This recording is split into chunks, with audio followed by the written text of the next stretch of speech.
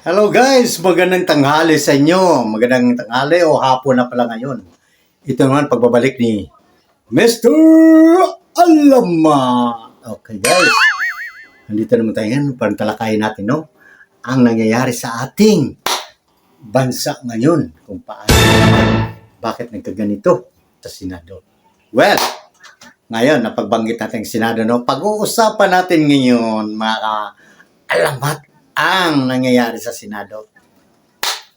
Ang tatalakayin natin ngayon tungkol na si Bad Boy Ruben Padilla.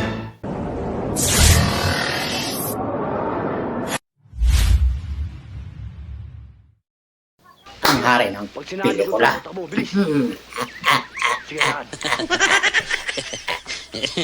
Alam nyo guys, ito si Ruben Padilla Bad Boy, talagang idol ko yan. Idol ko yan. Kahit anong palabas mo, talagang sinubayabay mo. Lalo na yung pelikula niyang Mista. Nako, tinatanggilan ko yun. At ang palabas niya maging sino ka man. Okay, yan ang pag-usapan natin.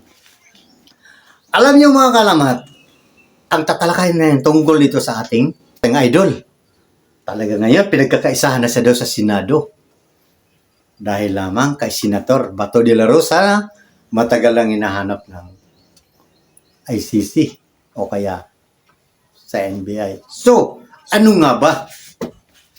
Alam nyo guys, hindi naman ako makabato, hindi naman talaga ako makarubin, hindi rin ako maka-BBM. Pero, talagang idol ko yan si Paulit-ulit salita mo eh. Yun talaga. Bulol. Lumer. Sa kanya po ito namamana. Itong mga patig na sombrero. Sa kanya to mga kaalaman. Alam niyo kung bakit?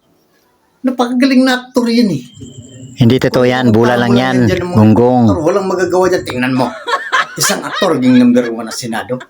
Ibig sabihin, magaling siya. Siya ang pinulo ng pinili siya ng ating mga kakababayan dyan. Pwede nga. Ang dahilan kung bakit nasangkot si Idol Ruben sa mga ganitong pangyayari sa Senado. Dahil siya daw mismo ang dahilan. Totoo yan. Alam mo mga kaalamat mo. Si Idol Ruben Padilla. Susugod, hindi man lang kayo naghugas ng kamay? Magaling sa pelikula. Magaling sa lahat. Para hindi ka agad kapitan ng sakit. Para masalin kahit sa pagkapaglaban, magaling Walang ka. kakain ng hindi naghugas ng kamay. Lalo na sa babae.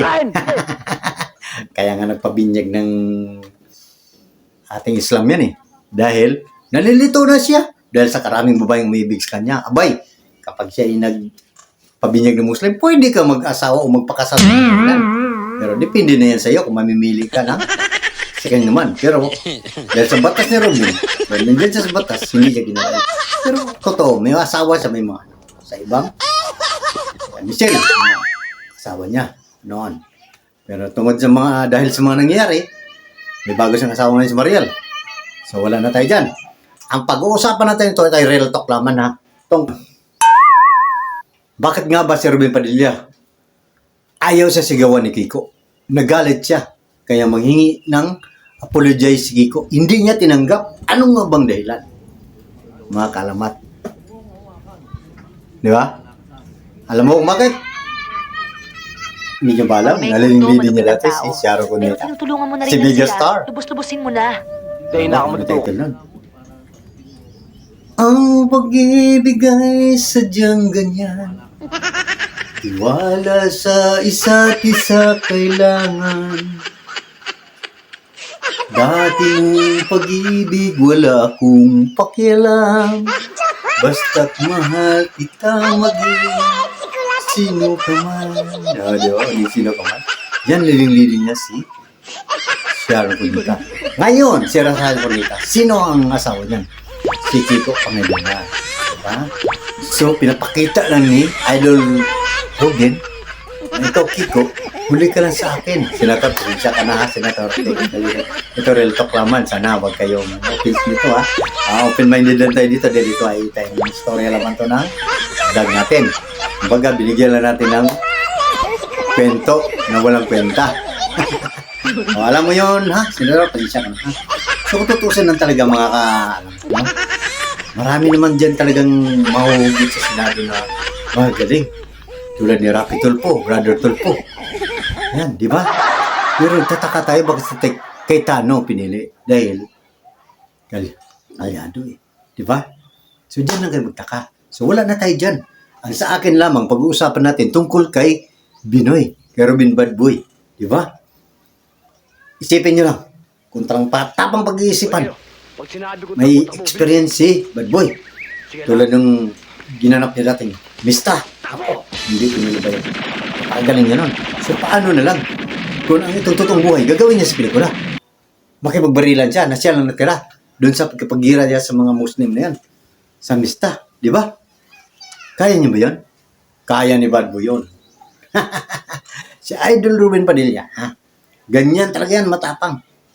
Totoo magsalita. Maka-Pilipino. Lahat pinag-aralan niya. Kahit sabihin mo natin siya, hindi katulad ng iba na pinag-aralan ng mga law o graduate sa iba-ibang mga university. Si Ruben Padilla.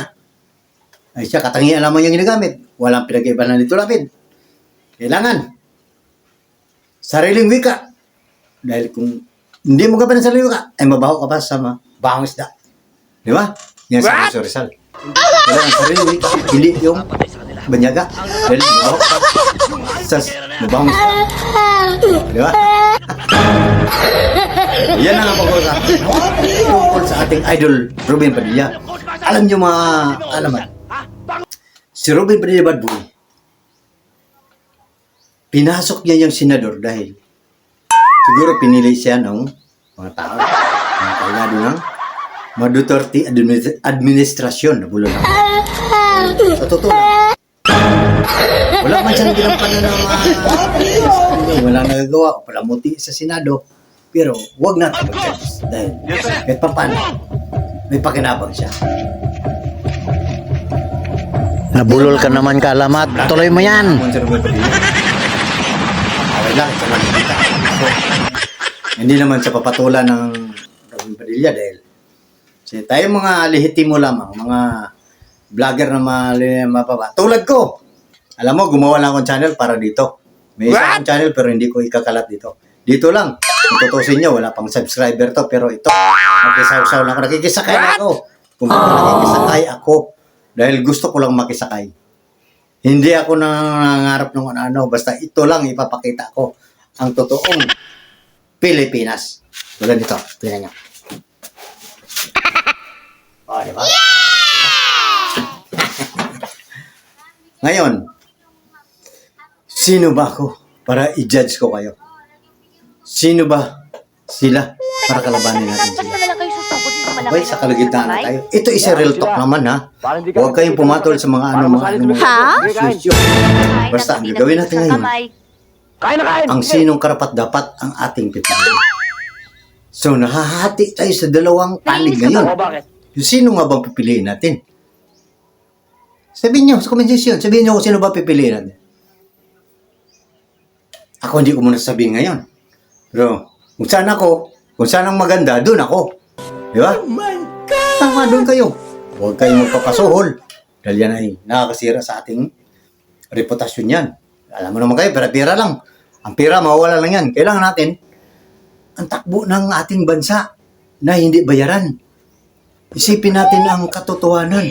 Mga Pilipino tayo na minsan nadadala sa suhol. Di ba? Maraming Pilipino ngayon, pera-pera na talaga. Pag ginapang. Pero totoo yan guys, Maniwala yan. lang sila. Pero sa Manila pa lang, experience na yan. Marami nang gagapang doon, mga mayor, mga senador, mga ganun. Marami. Pero sa presidential election, parang wala. Mga kapitan, mga mayor. So yun lang. Mga Alamat, Mr. Alamat, ito si Mr. Alamat ha. Ang iyong tagapaglingkod at iyong tagapagsalaysay. Naway, wag nyo namang husgahan ang isang tao. Kung yan ay si Badboy, nasa Senado ngayon, abay ginawa niya lang siguro ang dapat. Pero, minsan may mali na tinakas niya si Bato, ngunit wala tayong magawa dahil sila nakakaalam niyan. Di ba? Excuse me po. Saan ba talaga tayo pupunta? Saan ba tayo pupunta? Sino paniniwala natin? Siyempre, wala tayong paniniwala. Kundi sarili natin. Wala nang iba, sarili natin, paninindigan natin, mga kaalamat. Yan, tandaan nyo. Si Bad Boy, si Ruben Padilla, Senator Ruben Padilla, ay siya'y gumawa lamang ng kanyang paninindigan. So wala na tayong magagawa. Ganun din ako, gumawa sa paninindigan ko, pero wala din ako magagawa.